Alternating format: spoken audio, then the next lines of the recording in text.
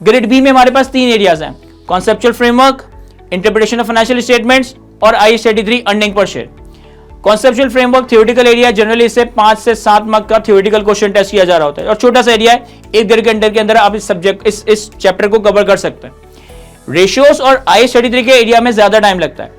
अब रेशियोज और IAS 33 को मैं अगर देखूं तो पिछली 4 अटेम्प्ट से IAS 33 अर्निंग पर शेयर का स्टैंडर्ड मुसलसल टेस्ट किया जा रहा है। तो मेरा ख्याल है कि रिस्क लेने वाली बात है कि आप ये एक्सपेक्ट करें कि स्प्रिंग 24 में नहीं पूछा जाएगा, बिल्कुल पूछा जा सकता है।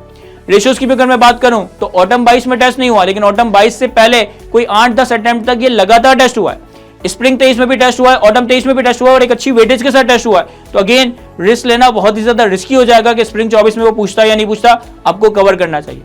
और फिर ग्रेड सी में जो हमारे पास नॉन करंट एसेट्स के कुछ 4 से 5 स्टैंडर्ड्स हैं, इनको तो वो मिला जुला कर एक सवाल पूछ ही रहा होता है। जनरली IAS 36 इम्पेयरमेंट पे अलग सवाल पूछ लेता है, लेकिन लास्ट अटेम्प्ट में नहीं पूछा, वो भी इंपॉर्टेंट हो जाता है। और आपके पास एक प्रॉपर्टी प्लान एंड का सवाल आता है जिसमें गवर्नमेंट ग्रांट की भी एडजस्टमेंट होती है, बोरिंग कॉस्ट की भी एडजस्टमेंट होती है, IAS 40 की भी एडजस्टमेंट होती है।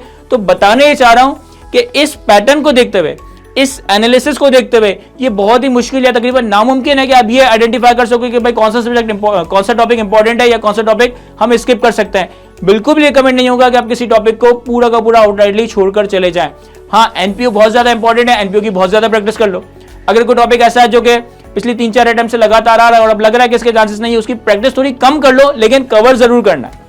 रीजन बीइंग कि जो एरिया उसने आउटराइटली सवाल में नहीं भी पूछना, वो एरिया भी आपसे एमसीक्यूज में टेस्ट कर लेना है। तो कोशिश कीजिएगा कि इस सब्जेक्ट की 100% कंप्लीशन करके जाए, 100% कवरेज करके जाए, ताकि पेपर में आपके पास मार्जिन अवेलेबल, ऑप्शन अवेलेबल हो। अगर कोई एरिया मुश्किल टेस्ट हो जाता है, कोई एरिया आसान टेस्ट हो जाता है, हम किसी तरह 80-85 मार्क का पेपर अटेम्प्ट कर आ जाए।